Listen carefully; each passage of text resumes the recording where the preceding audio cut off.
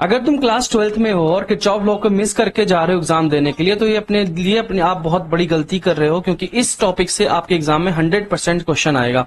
तो आज मैं ये टॉपिक एकदम क्लियर तरीके से क्लियर करूंगा, आप बस इस वीडियो को पूरा देख लो।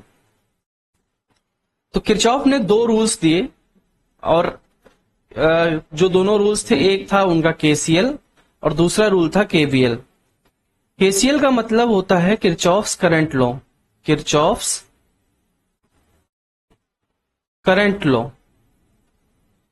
एक करंट लॉ है जो जिसमें कंजर्वेशन ऑफ चार्ज था, और दूसरा किरचॉफ्स वोल्टेज लॉ है, कंजर्वेशन ऑफ एनर्जी। तो किरचॉफ्स वोल्टेज लॉ, दो रूल्स दिए किरचॉफ ने हमें पढ़ने के लिए। तो सबसे पहले हम लोग पढ़ते हैं KCL, Kirchhoff current law. Kirchhoff current law कहा जाता है कि स्टेटमेंट अगर मैं इसका लिखूं तो जंक्शन पे इनकमिंग करंट का सम आउटगोइंग करंट के सम के बराबर होता है। क्या बोला मैंने? जंक्शन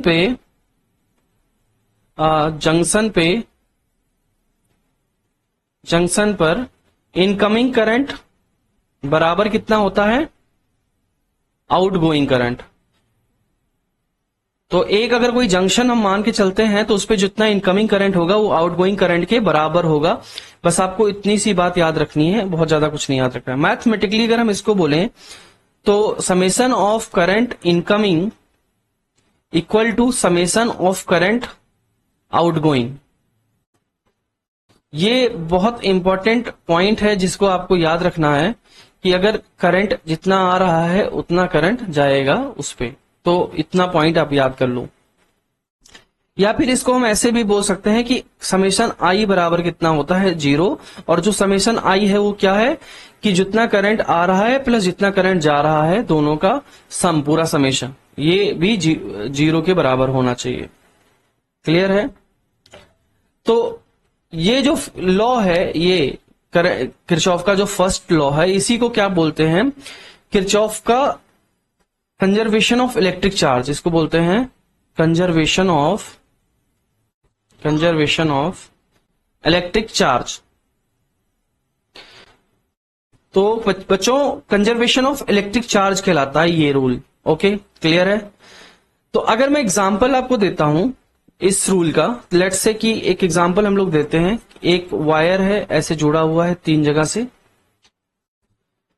सपोज करते हैं कि यहां से करंट आ रहा था 4 एम्पियर का, यहां पे करंट आ रहा था 3 एम्पियर का, और यहां से करंट जा रहा था आई एम्पियर का, और आई की वैल्यू निकालनी है।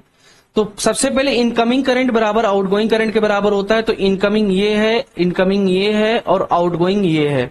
तो इनकमिंग टोटल करंट कितना हो जाएगा? इनकमिंग करंट हो जाएगा 4 + 3 and that is equal to I. So और आपका आउटगोइंग करंट जो हो जाएगा वो हो जाएगा 7 एम्पियर।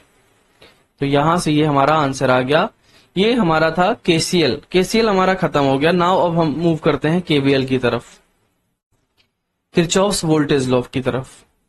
अब किरचॉफ वोल्टेज लॉ क्या कहता है कि किसी भी closed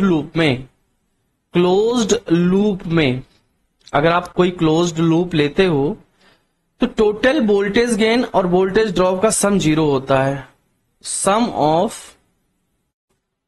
of total voltage gain and voltage drop 0 होता है। ठीक है, इतना आपको अगर बात समझ में आ गई है तो बहुत अच्छी बात है। तो delta V is equal to 0। किसी भी क्लोज्ड लूप में टोटल जो वोल्टेज गेन या वोल्टेज ड्रॉप होता है वो 0 होता है। तो ये जो रूल होता है ये एनर्जी कंजर्वेशन पे डिपेंड करता है, बेस्ड ऑन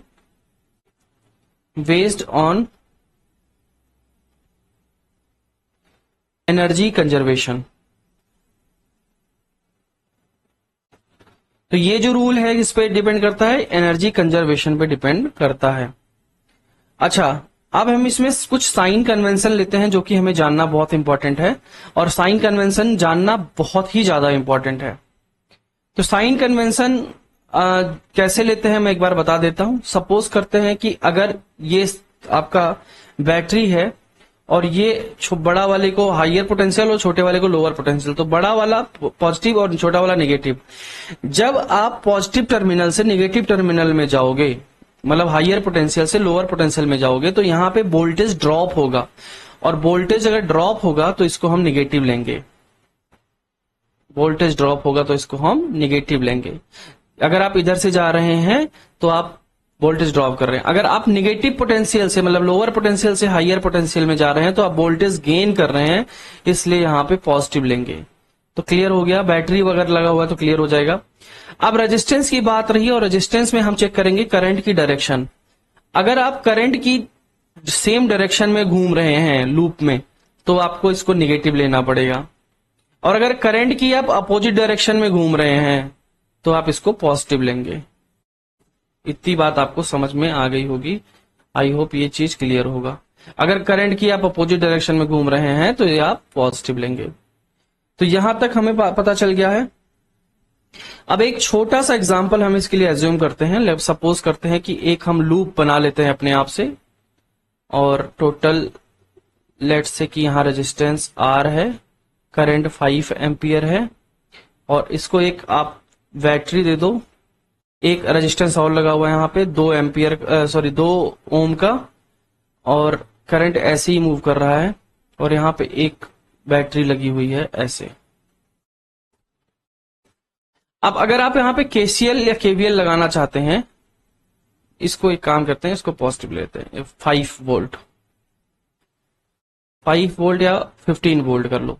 तो आप जैसे मान लो कि अगर आप यहाँ पे KVL लगाना चाहते हो, तो ये लूप है, और लूप में आप इसमें ऐसे टर्न कर लीजिए यहां से। जैसे मान लीजिए ये point, B point, C point and D point. आप लूप कंसीडर कर रहा हूं मैं A, B, C, D और A। आप एक काम करो, घूमते हो ऐसे, तो अगर आप इस डायरेक्शन, और अब इसमें है क्या, R की वैल्यू निकालनी है लेट से। अब आप इसमें ऐसे घूमते हो लूप में, तो सबसे पहले इसके लिए हमें वोल्टेज लिखना पड़ेगा। वोल्टेज आपको पता है कि V बराबर IR होता है। अब वोल्टेज देखो, आप जिस तरीके से घूम रहे हो, करंट उसकी अपोजिट डायरेक्शन में, इसलिए हमको पॉजिटिव लेना पड़ेगा, 5 × R लेना पड़ेगा। यहां तक की बात क्लियर है। करंट यहां पे भी 5 एम्पियर है, करंट यहां पे भी 5 एम्पियर है, और आप यहां पे भी अपोजिट डायरेक्शन में घूम रहे हैं, तो यहां पे आपको, ये आपका हायर पोटेंशियल है, ये आपका लोअर पोटेंशियल, ये नेगेटिव है और ये पॉजिटिव है। तो यहां पे भी करंट आपको क्या लेना पड़ेगा, 5 × 2 लेना पड़ेगा, दैट इज V बराबर I × R। करंट I 5 है और R तो 2 है। उसके बाद फिर आप यहां देखो, हायर पोटेंशियल से लोअर पोटेंशियल जा रहे हो, तो नेगेटिव लगाना पड़ेगा, एंड ये दिया हुआ है 15 वोल्ट, और इसकी वैल्यू टोटल हो जाएगी 0। यहां तक की बात क्लियर है। तो अब यहां से हम देखते हैं 5R, ये हमें निकालना था, बराबर हम कर सकते हैं कि 15 इधर आया, प्लस में हो गया, और -10 आया, 5 2 10 हो जाएगा। तो यहां से 5R बराबर टोटल आ गया 5, और R बराबर आ गया 1 ओम। तो यहां से R की वैल्यू हमें 1 ओम पता चल गई। एक छोटा सा एग्जांपल था KVL पे। तो KCL और KVL की बेसिक अंडरस्टैंडिंग आई होप आपको पता चल गई होगी। अब हम आगे की वीडियो में, अगर आप बोलोगे तो हम इसके ऊपर क्वेश्चंस कर लेंगे। Okay, thank you.